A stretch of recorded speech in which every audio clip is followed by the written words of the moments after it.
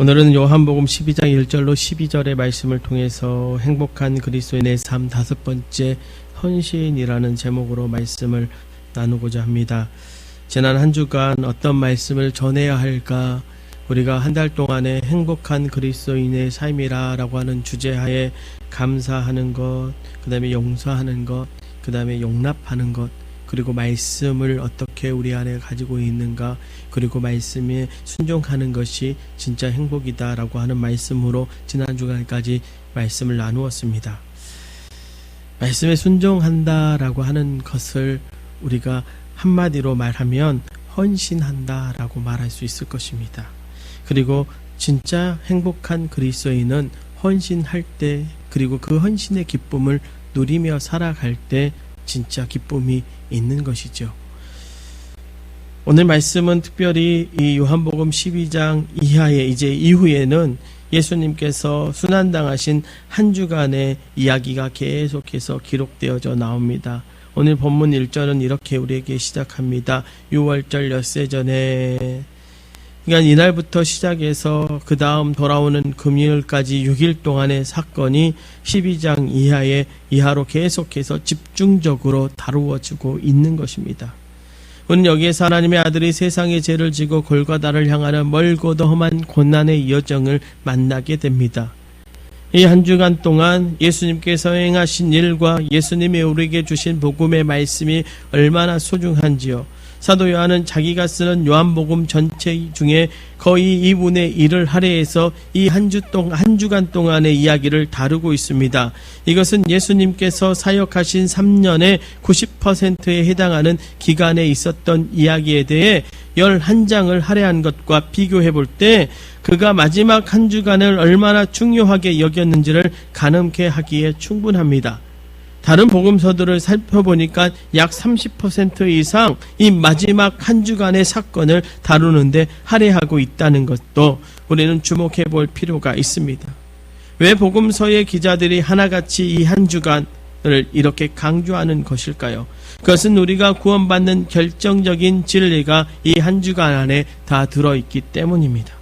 그런 의미에서 저는 오늘 여러분이 말씀을 들으면서 계속해서 대생김질하면서 물어야 할 3가지 질문을 먼저 드린 다음에 말씀을 전하려고 합니다. 먼저는 내가 예수님을 사랑하는가 하는 것입니다. 둘째는 내가 예수님을 사랑한다면 그 사랑을 어떻게 표현하고 있는가. 셋째로 나의 사랑의 표현은 헌신적인가. 여러분이 이 3가지 질문을 여러분의 마음에 두고 반복해서 묻고 답하면서 오늘 말씀을 들으시면 성령 하나님께서 하나님의 음성을 여러분의 마음 가운데 들려주시리라 믿습니다. 여러분, 본문의 말씀에 3사람이 오늘 등장을 합니다. 나사로와 마르다와 마리아입니다. 그들은 지금 베다니에서 예수님을 모시고 잔치를 벌이고 있습니다. 똑같은 내용을 기록하고 있는 마태복음 26장 6절 이하를 보면 잔치를 벌이고 있는 집은 나사로의 집이 아니라 문둥이 시몬이라고 하는 사람의 집이라고 되어 있습니다. 아마 한때 문둥병자였던 그가 예수님을 만나서 기적적으로 고침을 받고 예수님의 은혜에 특별히 감격하고 있었던 사람이라고 하는 생각이 듭니다. 아무튼 이들은 당시 상황을 고려해 볼 때 참으로 용기 있는 사람들 아니겠습니까? 여러분, 요한복음 9장 22절에서 알 수 있듯이 그 당시 누구든지 예수님의 편에 서서 예수님을 하나님의 아들이라고 말했다가는 유대 사이에서 완전히 매장될 수도 있는 그런 살벌한 분위기가 감도는 때였습니다. 사람이 사회로부터 매장되려 외톨이가 되는 것만큼 무서운 것은 없지요. 여러분, 제가 겪어본 적은 아니지만 충분히 상상할 수 있죠. 아니요. 제가 어렸을 때 경험해 봤다면 그건 너무나도 무서운 것입니다. 아침에 눈 떠서 학교에 가는 게 두려운 것.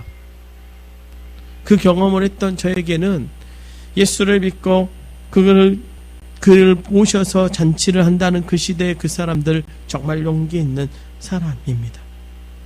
이와 같은 상황을 고려한다면 예수님이 베다니에 와 계시는 이 기간에 예수님의 편에 선다는 것 자체는 웬만한 용기가 아니고서는 못할 일이었을 것입니다. 그러나 나사로와 마르다, 마리아 그리고 시몬은 그런 위협 속에서도 아랑곳하지 않고 예수님을 위해서 잔치를 벌였습니다. 주님께로 받은 은혜가 너무 감사해서 세상이 무엇라고 하든지 자신들이 세상으로부터 따돌림을 받든지 욕을 먹든지 상관하지 아니하고 주님께 감사의 표를 하고 있는 것입니다. 이를 유대인들이 가만히 넘어갈 리가 없겠죠. 여러분 10절에 보면 이 일 이후에 유대인들이 이제 누구까지 죽이려고 계획을 세우기 시작합니까? 나사로까지도 죽이려고 계획을 세우기 시작합니다. 우리는 여기서 꼭 한 가지 짚고 넘어가야 하는 것이 있습니다. 예수님이 원하는 사람, 예수님을 위해서라면 자기의 목숨도 걸고 헌신하기를 원하는 바로 이런 용기 있는 사람들이라는 것이죠. 주님은 이런 사람들을 일컬어 제자라고 말씀합니다. 나를 따라오너라, 자기를 따르라고 말씀합니다. 주님은 왜 이런 사람들을 원하셨을까요? 이 세상을 변화시키고 이 세상을 구원하기 위해서는 다른 길이 없다는 사실을 주님이 분명히 아셨기 때문입니다. 세상을 변화시키고 세상을 구원하는 것은 방법론의 문제가 아니라는 것이요, 사람의 문제입니다. 인간은 방법론을 구합니다. 하나님은 사람을 구하십니다.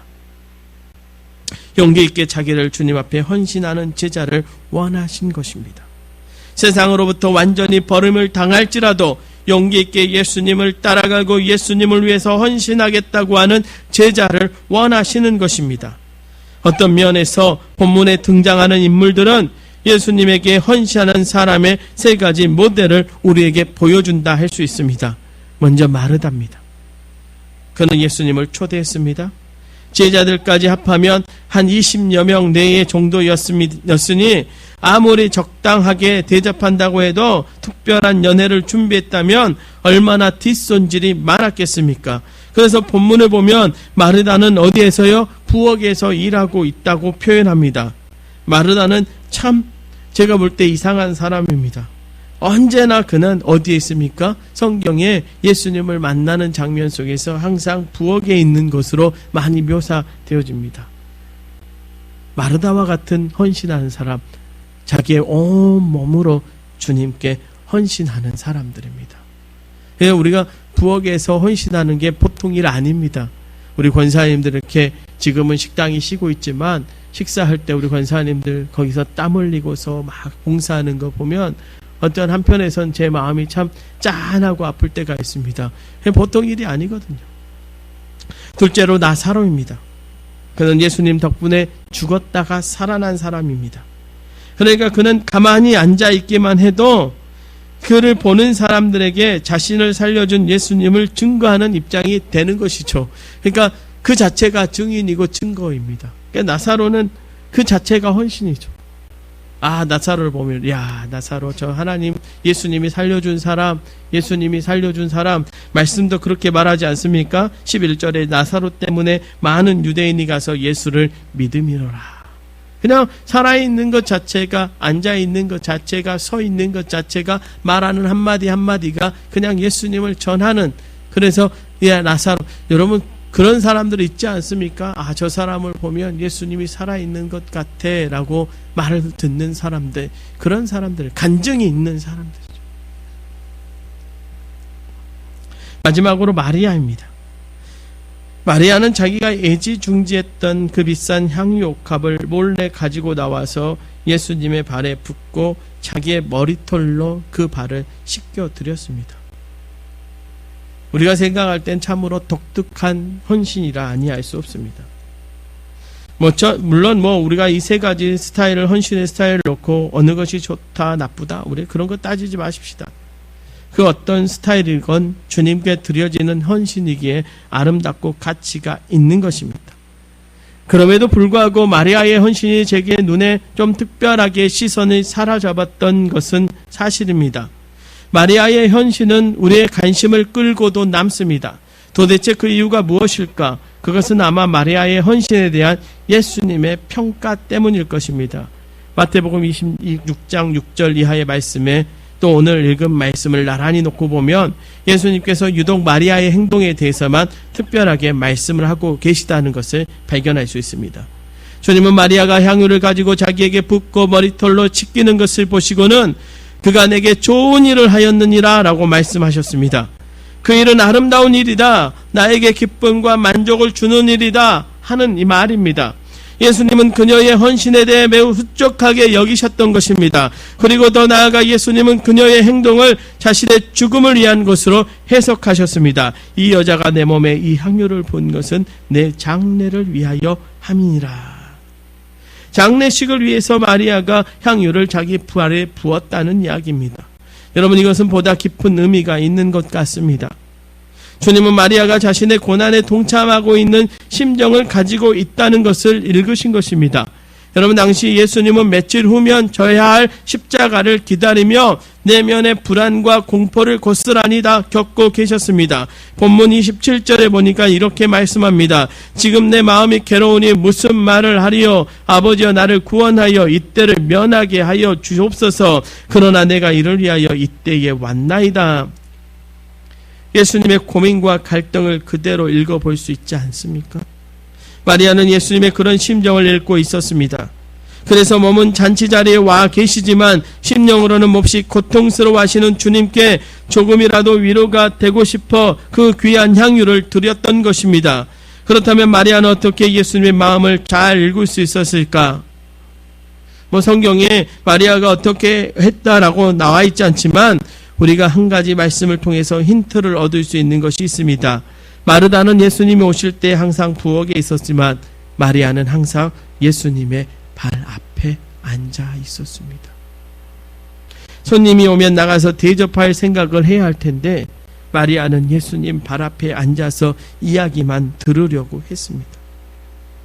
여러분이 그 나라에서 발 앞에 앉는다는 것은 배우는 자세를 의미합니다. 마리아가 예수님의 발 앞에 앉아서 무엇을 기대했겠습니까?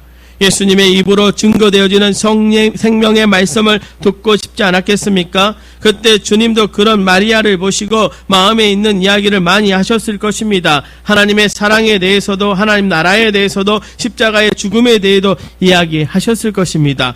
또 어쩌면요, 예수님이 인간적으로 가장 자기의 마음에 갖고 있는 감정도 마리아에게 털어놓았을지도 모릅니다.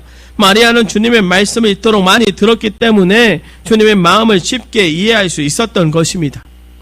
예수님은 마리아의 이런 심정을 아시고 큰 상을 약속하십니다. 마태복음 26장 13절에요. 내가 진실로 너희에게 이르노니 온 천하에 어디서든지 이 복음이 전파되는 곳에서는 이 여자가 행한 일도 말하여 그를 기억하리라. 여러분, 오늘도 우리가 마리아의 이야기를 하고 있지 않습니까? 그의 헌신을 우리가 생각하면서 은혜 받고 있지 않습니까? 이것이 마리아 자신에게 얼마나 큰 영예가 됩니까? 주님께서 마리아에게 이와 같이 큰 상을 주신 것입니다. 이 모든 말씀을 종합해 보면 마리아가 옥합을 깨뜨려 주님의 머리와 발에 부었던 헌신은 마르다나 나사로의 헌신과는 분명히 다른 점이 있었습니다. 그러면 마리아의 헌신이 특별히 다르게 보이게 된 이유가 어디에 있을까요? 값비싼 향유 옥합 때문일까요? 물론 그럴 수도 있습니다. 그러나 마리아의 헌신이 돋보이게 된 가장 주된 이유는 저는 사랑이라고 할 수 있다고 생각합니다. 사랑입니다. 마리아의 행동에는 향유보다 더 진한 향기를 통하는 사랑이 배어 있었습니다. 예수님을 사랑하기 때문에 억누를 수 없어 그렇게 행동한 것입니다. 여러분, 사랑은 말로 하는 것이 아니라 행동으로 말합니다. 입으로 말하지 않습니다. 마리아의 행동은 사랑으로 말하는 행동이었습니다. 사랑으로 하는 헌신은 독특한 면들을 가지고 있습니다. 저는 오늘 마리아의 헌신에 대해서 다음과 같이 두 가지 독특한 면을 발견할 수 있다고 봅니다. 그 말씀을 좀 나누려고 합니다. 첫째로, 사랑으로 하는 헌신이기 때문에 마리아는 주님께 최고의 것을 드렸습니다. 여러분, 사랑은 최고의 것을 드리게 되어 있습니다. 마리아는 자신이 소중하게 간직하고 있던 향유 옥합을 깨어서 예수님의 머리와 발에 부었습니다. 그것은 가론 유다의 계산대로라면 300데나리온, 곧 노동자가 1년 동안 수고하여 벌 수 있는 금액에 해당하는 엄청난 것이었습니다. 그녀는 그것을 주님께 부어드렸습니다. 왜 그랬을까요? 사랑했기 때문입니다. 여러분, 사랑은요, 값을 묻거나 계산하지 않습니다. 그저 다 주는 것입니다. 여러분, 값을 따진다면 그것은 사랑의 행위가 아닐 것입니다. 사랑하는 두 남녀가 있다고 합시다. 두 사람이 결혼 날짜를 정해놓고 한 번은 둘이서 백화점에 가게 되었습니다. 서로 사랑하니까 좋은 것을 사주고 싶지 않겠습니까? 예비 신부는 잔뜩 기대에 부풀어서 따라다니는데 이 남자는 잡는 물건마다 가격을 보더니 비싸다, 좀 더 싼 데 가보자 라고 하면서 이리저리 끌고 다닌 것 아니겠습니까? 결국 이 일이 화근이 되어서 두 사람이 헤어지고 말았다고 생각해 보십시오. 물론 돈을 아끼는 것은 좋을 수 있습니다. 그럴 때는 차라리 값을 묻지를 말든지, 돈이 모자라 비싼 것을 사줄 수 없으면 아예 값이 싼 물건이 없는 곳으로 가든지 해야지, 괜히 값을 따지면서 이리저리 끌고 다니면서 순수한 사랑을 꿈꾸고 있는 예비 신부가 얼마나 마음이 상했겠습니까? 여러분, 사랑은요, 값을 묻지 않는 것입니다. 그리고 사랑은 항상 미안한 마음을 가지고 있습니다. 더 주지 못해서 미안하고 더 잘해주지 못해서 미안한 것입니다. 제가 1월에요, 저희 아내에게 옷을 한 두어 벌 사줬습니다. 사주면서 비싼 거 골라 하는데 결국 또 싼 거 골라서 오더라고요. 목사의 형편을 아니까 그랬겠죠. 그래서 기분 좋게 제가 사줬습니다. 10몇 년 만에 사준 것 같습니다. 부교육자 생활하면서 얼마나 제가 사례비를 많이 받아서 사줄 수 있었겠습니까? 그게 너무 행복하더라고요. 그 옷을 입을 때마다, 그 옷을 입고 있는 아내를 볼 때마다 제가 너무 행복합니다. 다음에 또 기회가 있으면 사줘야지, 또 사줘야지, 이런 마음이 자꾸 드는 것, 이게 사랑 아니겠습니까? 그게 아깝다고 생각하면 어떻게 사주겠습니까? 사랑은 그런 것입니다. 그게 사랑입니다. 마리아의 심정이 그랬던 것 같습니다. 우리 예수께 너무 비싸서 드리지 못할 것이 없다고 생각한 것이 마리아의 심정이었습니다. 여러분, 예수님은 우리를 사랑해서 자기의 모든 것을 다 주셨습니다. 하늘의 보좌의 영광도 내놓으신 분이십니다. 자기의 생명도 아끼지 아니하시고 다 주신 분입니다. 그러면 우리가 정말 그를 사랑한다면 최고의 것을 드릴 수밖에 없습니다. 값을 따지지도 않고 아낌없이 주는 것이 사랑이기 때문입니다. 하나님은 우리에게 이렇게 말씀하십니다. 내가 나를 사랑하고 싶으냐? 내가 정말 나를 사랑하고 싶으냐? 그러면 이렇게 해라. 내 마음을 다하고 목숨을 다하고 힘을 다하고 뜻을 다하여 나를 사랑해라. 한마디로 말해 우리의 최고의 것을 하나님께 바치라는 말인 것입니다. 그래야만 하나님이 받으신다고 말씀하셨습니다. 여러분, 하나님은 우리의 최고의 받을 것을 받을 만한 자격이 있지 않습니까? 그런 자신이 우리를 위해 모든 것, 최고의 것, 안전한 것을 먼저 주셨습니다. 그렇기 때문에 우리에게 모든 것을 요구하시면서도 조금도 미안하게 생각하지 않으십니다. 이런 의미에서 마리아의 행동은 조금도 이상한 것이 아니지요. 어느 선교사의 글을 읽으면서 무척 충격을 받은 것이 있습니다. 오래전에 인도에서 선교 사역하시던 어느 미국 목사님이 어느 날 겐지스 강가로 나갔다고 합니다.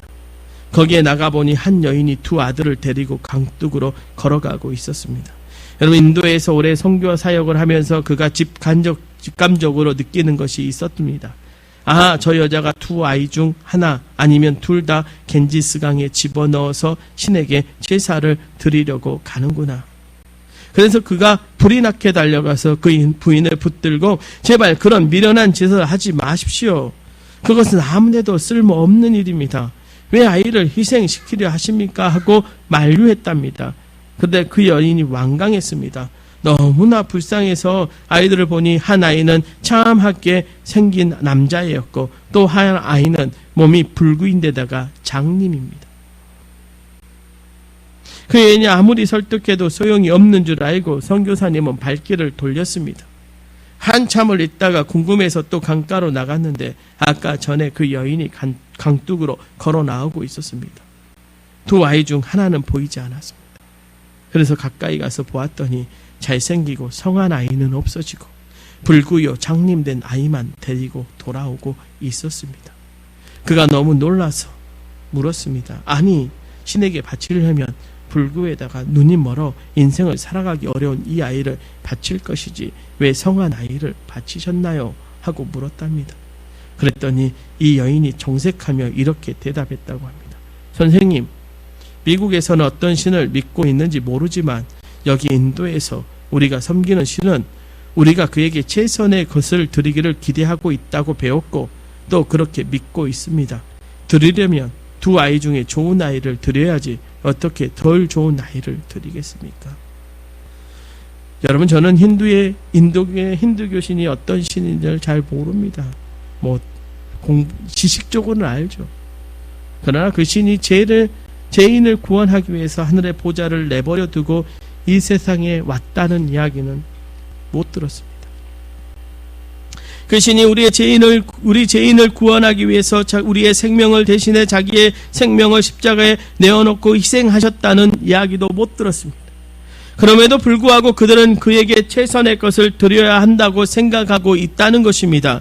저는 이 이야기를 들으면서 가슴이 뜨끔해지는 것을 느꼈습니다. 우리가 뭔가 잘못 생각하고 있지 않나 하는 두려운 생각이 들었기 때문입니다. 저는 가끔 예수를 믿는 사람들 가운데 매정하고 인색한 분들이 너무 많지 않는가 하는 생각을 해봅니다. 하나님은 자기 아들 예수를 십자가 대신에 희생시키시고 우리를 구원해 주실 정도로 우리를 사랑하셨다는 것을 확신한다면 우리의 반응이 뭔가 달라야 하지 않을까요? 너무 속이 들여다 보이는 신앙생활을 하는 분들이 많은 것 같습니다. 불행하게도 교회를 다니는 많은 분들 가운데 주님의 사랑에 대해 이런 식으로 보답하는 사람이 많습니다. 참으로 서글픈 현실이 아닐 수 없습니다. 사랑하는 성도 여러분, 인간이 진정 행복한 때가 언제인지 아십니까? 너무 사랑하기 때문에 아끼지 않고 내놓을 바로 그때입니다. 그것이 자녀를 위한 것이든 남편을 위한 것이든 아니면 예수님을 위한 것이든 간에 마음속에 사랑이 끌어올라서 도저히 내가 움켜쥐고 있을 수가 없어 아까운 줄 모르고 흩어줄 때가 가장 행복한 것입니다. 제가 아는 한 집사님이 있습니다. 저하고 같이 유치부를 봉사하는데 그럼 여름 되면 저에게 와서 항상 하던 이야기가 있습니다. 목사님, 제가 용돈 모으고 있습니다. 왜요? 이번 여름 성경학교 때 아이들 위해서 뭔가 준비해야죠. 목사님 뭐 생각하고 계신 것 있습니까? 이렇게 해서 유치부에 수영장을 사기 시작했고 필요한 물품들을 사기 시작했습니다. 유치부 교사 선생님들 얼마나 헌신을 하던지요. 저와 같이 봉사했을 때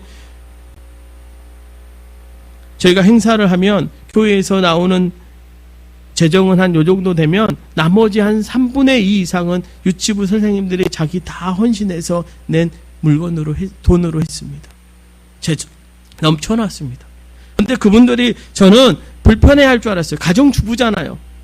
그런데 너무 기뻐하는 거예요. 이게 헌신입니다. 행복해하는 것. 내가 드려도 행복한 것. 여러분, 교회 안에 저는 두 부류의 사람이 있다라고 생각합니다. 행복한 신앙생활하는 그룹과 불행하게 신앙생활하는 그룹이 그것입니다. 여러분, 행복하게 신앙생활하는 사람들은요, 날마다 예수님의 사랑이 강력합니다. 나 같은 것을 구원하기 위해 주님이 십자가에 죽으시고 자기 생명을 다 바쳐주셨다고 하는 그 사실만 생각해도 그분을 향한 사랑이 항상 가슴에 차오르는 것입니다. 그러므로 어떻게 하면 그분을 좀 더 기쁘게 해드릴까? 그분에게 더 좋은 것을 드릴까? 그분에게 더 최고의 것을 드릴까? 하는 빚진 마음이 있습니다. 그래서 주님이 기뻐하신다면 시간도 아끼지 않습니다. 돈도 아끼지 않습니다. 내 몸도 아끼지 않습니다. 기쁨으로 주님을 위해 헌신하고 드립니다. 이런 사람들의 얼굴은 항상 밝습니다. 기쁨이 충만합니다. 신앙생활이 그들의 기쁨이 되는 것입니다. 그러나 교회 안에서 똑같이 생활하면서도 왠지 얼굴이 어두운 사람들이 있습니다. 그들을 가만히 보면 공통점이 있습니다. 내놓지를 않습니다. 마음이 너무 인색합니다. 지극히 계산적으로 신앙생활을 합니다. 그렇기 때문에 풍족하게 가져도 불행해지는 것입니다. 늘 안에 내놓으려고 하고 벌벌 떨고 있으니 불행한 것입니다. 그들에게 신앙생활하는 것이 얼마나 부담스럽겠습니까? 차라리 안 믿었으면 좋았을 것이라는 생각을 하루에도 몇 번씩이나 할 것입니다. 이 얼마나 불행한 사람입니까? 우리는 마리아처럼 최고의 것을 드리는 사람이 되어야 합니다. 그럴 때 우리는 늘 행복하게 신앙생활을 하는 사람이 될 수 있을 것입니다. 제가 그런다고 여러분 재산을 다 내놓으라는 말이 아니라요. 이왕 여러분이 드리기로 한 것. 저는 어렸을 때 아직도 기억이 납니다. 그래서 그 습관이 있는지도 모르겠습니다. 헌금하기 전에 어머니 항상 새돈을 가져다가 하셨습니다. 저희 아내도 보니까 새돈을 가져다 하더라고요. 없으면 저는 또 이 봉투에 넣을 때도요. 이게 사람 얼굴이 이로 가게 해서 항상 봉투에 넣으라고 얘기를 합니다. 그거 하나가 큰 일이겠습니까? 그러나 최고의 것을 드리는 거죠. 새 옷을 사면 항상 주일날 먼저 입습니다. 아무리 입고 싶어도 내버려 둡니다. 왜요? 하나님께 먼저 보이고 싶어서. 하나님, 내가 이렇게 멋지게 입고 왔어요. 여러분, 우리의 마음이 그래야 된다라고 하는 것입니다. 우리가 진짜로 우리 걸 다 내놓으면서 사랑한다? 아니요. 여러분, 그래서 우리에게 믿음 안에서의 질문이 중요하다라고 하는 것입니다. 다시 묻습니다. 나는 정말 주님을 사랑하는가? 사랑한다면 나의 표현은 어떤 것인가? 그리고 나의 표현은 헌신적인가? 둘째로 사랑하려 하는 헌신, 마리아의 헌신은 주님께 최우선으로 드렸다는 것입니다. 가룟 유다는 마리아를 보고 왜 그 값비싼 향유를 가난한 자를 구제하는 데 쓰지 않고 예수님의 발에다가 쏟아 낭비하느냐고 화를 냈습니다. 돈을 쓰는 용도가 틀렸다는 것입니다. 그러나 예수님은 도리어 그의 우선순위가 잘못된 것임을 밝히 말씀하셨습니다. 8절을 보시면 이렇게 말씀하십니다. 가난한 자들은 항상 너희와 함께 있거니와 나는 항상 있지 아니하리라. 그렇습니다. 예수님을 향한 사랑은 구제보다 앞서는 것입니다. 이것은 마태복음 22장 37절 이하에 나오는 대계명을 보아도 분명한 사실입니다. 내 마음을 다하고 목숨을 다하고 뜻을 다하여 주 너의 하나님을 사랑하라 하셨으니 이것이 크고 첫째 되는 계명이요 둘째도 그와 같으니 내 이웃을 내 자신과 같이 사랑하라 하셨으니 이 두 계명이 온 율법과 선지자의 강령이니라. 하나님을 사랑하는 것이 첫째요, 이웃을 사랑하는 것은 그 다음인 것입니다. 우리가 이 순서를 절대로 바꾸면 안 됩니다. 마리아는 예수님의 죽음을 염두에 두고 있었습니다. 같이 죽고 싶지만 그럴 수 없다는 것을 그는 잘 알고 있었습니다. 그럼에도 불구하고 그는 예수님의 고난과 죽음에 조금이라도 동참하고 싶었습니다. 예수님이 겟세마네 동산에서 마음을 번민하여 죽게 되었을 때 같이 갔던 세 제자를 불러놓고 자기와 함께 깨어있어 달라고 부탁을 했습니다. 그들이 가만히 앉아서 눈만 뜨고 있기만 해도 예수님에게는 힘이 되고 위로가 되겠다는 것입니다. 그러나 그들은 모두 잠들어 버렸습니다. 가장 고독한 순간에 예수님과 함께 하지 못했던 것입니다. 여러분, 아파 보신 분들은 잘 아시죠? 누군가 자기의 아픔을 조금이라도 나누고 싶어서 잠이 와도 잠을 자지 않고 나가고 싶어도 나가지 않고 붙어 있어 줄 때 제일 고맙고 위로가 되지 않습니까? 마리아는 주님께 바로 그런 사람이 되기를 원했던 것입니다. 마리아는 이제 예수님이 자기 집으로 찾아올 기회가 다시 없을 것이라는 사실을 직감하고 있었습니다. 이게 마지막 기회야. 이때 내 사랑을 표현하고 주님의 고난에 내 마음을 쓰고 있다는 것을 표현하고 싶다. 그래서 그것을 주님께 드렸던 것입니다. 여러분, 예수님을 사랑하는 자, 예수님을 기쁘게 하고 찬양하고 예배하고 높이는 일을 가장 앞세웁니다. 예수님을 사랑하는 것과 가난한 자를 위하는 것을 동등하게 보시면 안 됩니다. 예수님을 예배하는 것과 가난한 자를 구제하는 것을 혼동하시면 안 됩니다. 예수님의 영광과 사회복지를 동일하게 다루시면 안 됩니다. 예수님은 우리의 최우선순위가 되시기 때문입니다. 마리아는 바로 이 제일 소중한 교훈을 우리에게 들려주고 있는 것입니다. 사랑하는 성도 여러분, 지금까지 우리는 마리아의 행동을 통해서 사랑으로 하는 헌신의 두 가지 특별한 면을 살펴보았습니다. 그는 최고의 것을 주님께 드렸습니다. 남이 뭐라고 하든 개의치 않고 주님께 드렸습니다. 그리고 주님께 최우선으로 드렸습니다. 우리 모두 이와 같은 아름다운 헌신을 본받아야 합니다. 그러나 과연 우리는 어떻습니까? 진정 주님을 사랑하고 있습니까? 사랑한다면 그 사랑을 어떻게 표현하고 있습니까? 그리고 그 표현은 과연 얼마나 헌신적입니까? 헬링턴이라고 하는 분이 이런 말을 했습니다. 마귀가 가장 요긴하게 사용하는 사람은 활동적인 죄인이 아니라 비활동적인, 다시 말해 헌신하지 않는 그리스도인들이다. 오늘날 사탄은 제 세상을 만난 것처럼 날뛰고 있습니다. 왜요? 교회 안에 헌신 기피증이 전염병처럼 퍼져가고 있기 때문입니다. 모두가 살만하니까 헌신하기를 기피합니다. 쉽게 예수 믿고 편하게 신앙생활하고 싶어합니다. 그래서 교회 안에 보면 헌신자가 점점 줄어들고 있습니다. 오늘날 왜 교회가 이토록 힘을 잃고 있습니까? 이 나라의 교회가 몇만 개가 되는데 세상 꼴이 왜 이 모양입니까?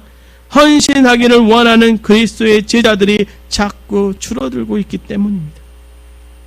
자기 득실을 계산한다 해서 철저하게 자기 본의로 신앙생활을 하는 사람들이 수만 명 모인다 한들 그런 교회가 무슨 힘이 있겠습니까? 여러분, 인도의 간디를 잘 아실 것입니다. 그가 1948년 1월에 어떤 미치광이에 의해 피살당했다는 소식이 전해지자 인도 전역에 그를 따라서 자살한 사람의 수가 몇 명인 줄 아십니까? 학자들의 계산에 의하면 많이 잡으면 10만 명 내지 20만 명이고 적게 잡으면 20만 내지 60만이라고 합니다. 간디의 죽음을 내도하면서 그 많은 사람들이 자기의 생명을 바친 것입니다.